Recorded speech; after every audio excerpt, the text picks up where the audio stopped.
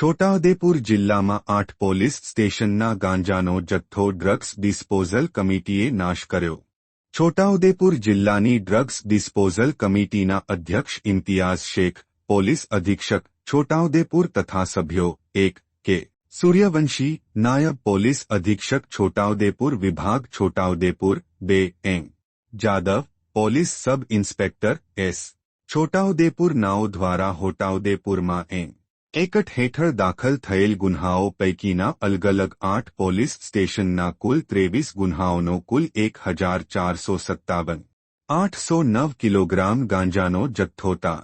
2005-2025 ના રોજ Bharuch enviro infrastructure limited, Amod road, Dahej, Bharuch company ખાતે નીતિ નિયમો અનુસાર સંપૂર્ણ રીતે નાશ કરવામાં આવેલ છે. સ્ટોરી 2 ઇમરાન સિંધી છોટાઉદેપુર.